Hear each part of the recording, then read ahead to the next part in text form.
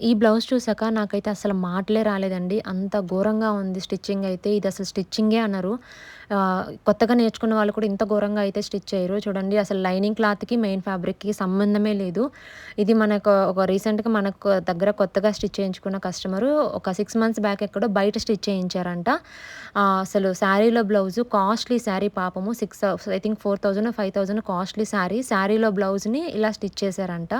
తనకి తెలియక కొత్తగా వాళ్ళు హౌస్ షిఫ్ట్ అయినప్పుడు టైలర్ ఉంటే అక్కడ ఇచ్చారంట. అంత ఘోరంగా ఉందంటే చూడండి.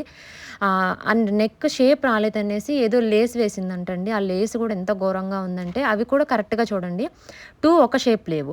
ఒకటేమో ఇలా కోస్‌గా ఉంది. ఒకటేమో స్క్వేర్ షేప్‌లో ఉంది. ఆ స్టిచ్చింగ్ అది ఆ ఫినిషింగ్ చూస్తేనే మీకు అర్థమవుతుంది ఎంత ఘోరంగా స్టిచ్ చేశారనేది.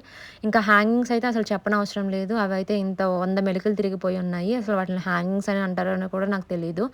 ఇంత ఘోరంగా ఎలా స్టిచ్ చేస్తారో నాకు అర్థం కాదు. ఎవరు పర్ఫెక్ట్ అయితే ఉండరండి. ఎందుకంటే ఇప్పుడు కొత్తగా స్టార్టింగ్‌లో నేర్చుకున్నప్పుడు అందరికీ మిస్టేక్స్ అవుతాయి కాదనట్లేదు. బట్ ఏంది అంటే నీకంత పర్ఫెక్ట్ రానప్పుడు ఒక శారీలో బ్లౌజ్ అది నార్మల్ బ్లౌజ్ కూడా కాదు. ముందే ఒక కస్టమర్‌కి శారీలో బ్లౌజ్‌ని ఎలా స్టిచ్ చేయాలి, ఏంటి అనే ఐడియా లేకుండా ఇంత ఘోరంగా ఎలా స్టిచ్ చేస్తారో నాకైతే అర్థం కావట్లేదు. స్టిల్ ఇప్పటికి కూడా నేను ఎవరిదైనా కొంచెం కాస్ట్‌లీ శారీ అంటే ఫస్ట్ టైమ్ కుట్టించుకున్న వాళ్ళకైతే నేను ఒకటే చెప్తాను.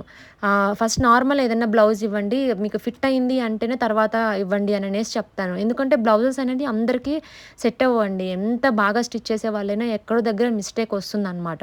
సో, అందుకని.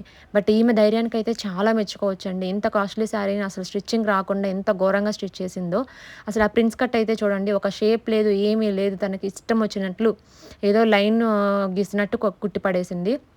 అసలు ఎంత టైలరింగ్ స్టార్టింగ్ నేర్చుకున్న వాళ్ళకైనా హ్యాండ్ జాయింట్ అనేది కంపల్సరీ పర్ఫెక్ట్ వస్తుంది. అసలు కనీసం హ్యాండ్ జాయింట్ అనేది కూడా రాలేదు చూడండి. ఎన్ని స్టిచెస్ వేసిందో, ఎన్ని వంకలున్నాయో. సో, దయచేసి ఎవరికైనా నేను ఒక్కటే చెప్తానండి. ఎవ్వరు పర్ఫెక్ట్ కాదు. అందరూ నేర్చుకొనే పర్ఫెక్ట్ అవుతారు. మనం ట్రై చేయగా అవుతాము. బట్ ఏంటి అంటే ఎలాంటి వాళ్ళైనా సరే నేర్చుకున్నప్పుడు మనకు రానప్పుడు ఇలాంటి వాటిల మీద ప్రయోగాలు చేయకండి.